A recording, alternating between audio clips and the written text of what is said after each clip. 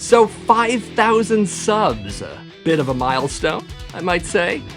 I mean, some really deserving channels never even make it here, while others with a whole lot of hype behind them quickly go to 10,000, 50,000, and even 100,000 subs and up. Given where I am beyond appreciative of the dedication and love this channel has gotten in its 4.5-year existence. I'm sure many of you have a whole lot of channels you could be watching at any one time, but in all of that, you chose this one, and I honestly couldn't say thanks enough. But I am going to try to say thank you at least a little bit more in this video, which is why I'm doing a thread response contest. I'll go through the details and deadline later, but I first wanted to get to the entry questions. I should say that even if you don't want to enter this contest, this video will still be worth watching, because I'll be answering my own questions here. I'll be showing and briefly discussing 6 metal albums in response. So, you know what? Maybe hang out for that. All right, enough of that. Let's get to it.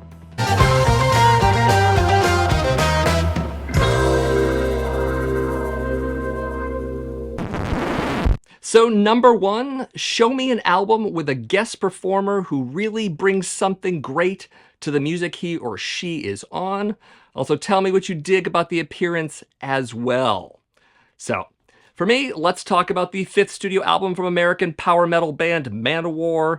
This is Fighting the World, released in 1987 by Atco Records.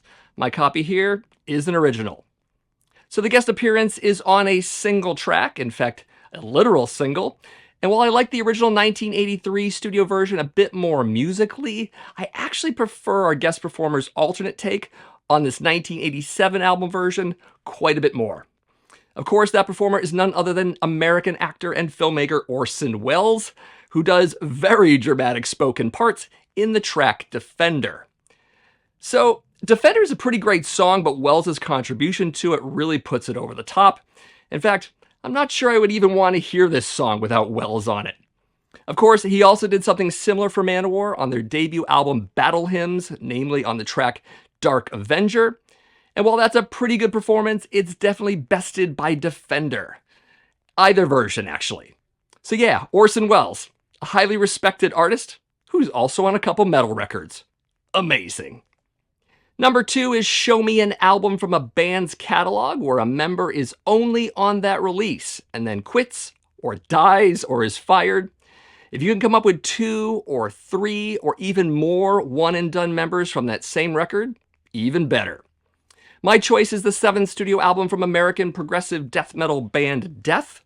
This is The Sound of Perseverance, released in 1998 by Nuclear Blast Records.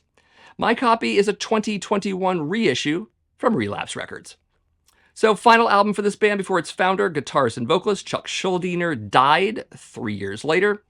From the previous album, there were not 1, not 2, but 3 member changes. In fact, everyone but Chuck.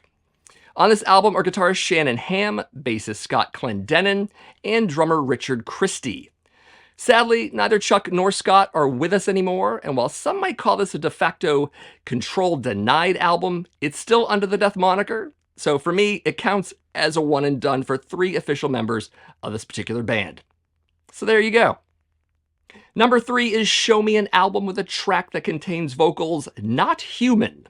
So basically an animal as guest vocalist on a record, even if it's in the background.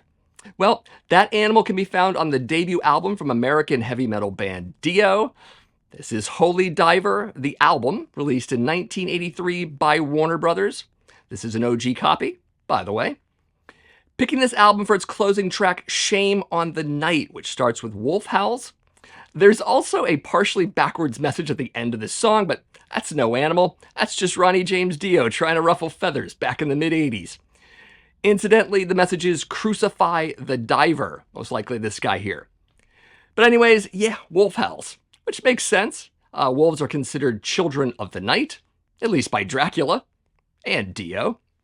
What can I say? I dig the howls. I think they set the mood for the track, without a doubt. As for the album, I've talked about Holy Diver ad nauseum on a number of videos, so I won't be doing that here. Besides, it's a great album. You already know that. Number 4 is show me an album that features an atypical musical instrument for the genre. In other words, no guitar or bass or drums or keyboard. And the stranger the instrument, the better. I'm also going to rule out any orchestral instruments if it's from an orchestral metal band because that's just cheating. So that atypical musical instrument can be found on the second studio album from American metal band Metallica. This is Ride the Lightning, released in 1984 by Megaforce Records. Mine is, unfortunately, a much more recent 2008 reissue from Warner Brothers. The track in question is none other than For Whom the Bell Tolls. Funny thing about that namesake bell, it's not just a bell, it's also an anvil. According to producer Flemming Rasmussen, they had an anvil in the studio, and Lars repeatedly hit it with a metal hammer at the start of the track. And then that anvil was augmented with a sound effect of a bell. So technically, Ulrich is playing an anvil. So I think that's a weird enough instrument. Of course, Ride the Lightning, classic album, doesn't need to be discussed in depth here because it's Ride the Lightning. You probably have all the lyrics memorized by now anyways, as you should. Number 5 is show me an album from a band whose members are from different countries, basically what is referred to as an international band. Maybe not a different nation for every member, but let's say at least 2 countries total per band. But shoot for more than 2 if possible. Well, I'm going to go for a trio of musicians all from different countries, found on the debut album from international blackened death metal band Ultimus. This is Something Wicked Marches In, released in 2019 by Season of Mist. Here we have American David Vincent, also Rune Eriksson, who was born in Norway but lives in Portugal, and Flo Mounier, who is French by birth, but moved to America as a child, and then to Canada as a teenager. So, pretty darn international there. Anyways, a death metal supergroup here, albeit blackened death, which makes some sense given the roster. I covered this album some time back and gave it a fairly positive review, so check this one out if interested. Number 6 is show me one of the most unusual albums in your collection. It could be packaging, artwork, vinyl variant, you name it. Definitely have fun with this one, though. So, I have a number of records that fit the bill, but I do want to show this one again because I'm just so amused by it. This is a compilation album from Earache Records called The World's Shortest Album. It was released in 2013. It was also a Record Store Day release from that same year, limited to 200 copies. 13 tracks from 8 bands on this one, including Napalm Death, Brutal Truth, and Morbid Angel. Now, you might be thinking that this is a full-size 12-inch record. It is not. Rather, it's 5 inches. Right there. Total runtime on this is 83 seconds. That's how long the entire record is. Amazing. Here we have Lawnmower Death with Be Seen Not Heard at 4.7 seconds. Worm Rot with False Grind Sodomy at 2.5 seconds. And the all-around grind classic You Suffer by Napalm Death at a whopping 1.9 seconds.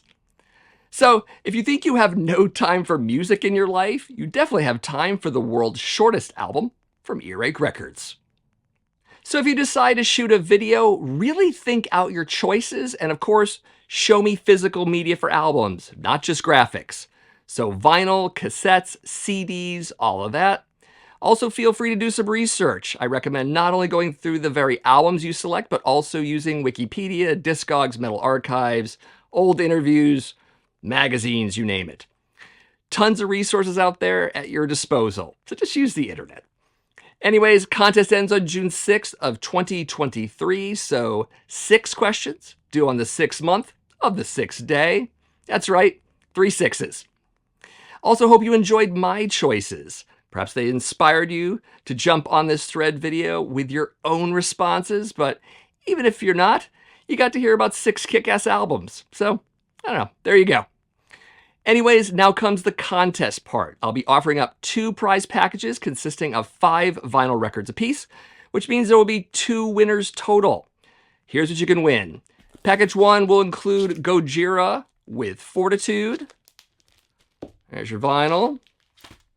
Also Cobra Spell with Anthems of the Night on white vinyl. Also got Haunt with Beautiful Distraction on a lovely Splatter vinyl. Manowar with Your Time to Shine. I believe this one is on, let's say, green vinyl. Look at that. How about it? Also, we got new Praptor with the Heresiarch on plain old classic black vinyl. So that's package 1.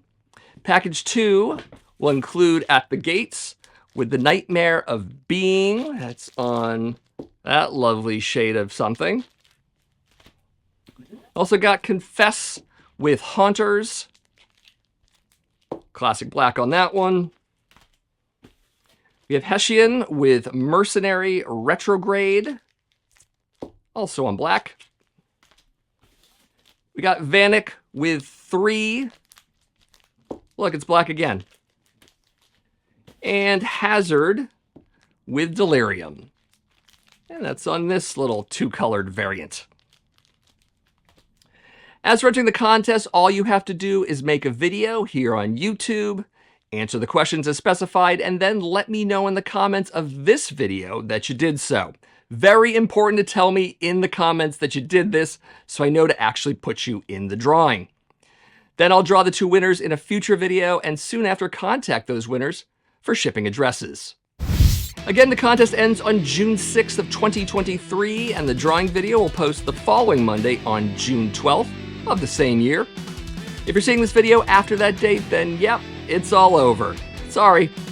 Of course, if you're new around these parts, just to let you know, my name is Matt. This is the Accusation Network, where each and every week I do videos on metal vinyl collecting. I also do ones on classic and modern metal in general. If that sounds of interest, definitely give this video a like. Subscribe to the channel if you haven't already done so, and share my videos with some of your friends. Of course, if you're already a subscriber and you want to support my channel further, consider becoming a patron. Check out my Patreon page at patreon.com/theaccusationnetwork for the reward tiers and see how you can contribute. I post videos up to 7 days early there, as well as provide quite a bit of exclusive content, so definitely check it out. And as always, thank you for watching, and I'll see you in the next video.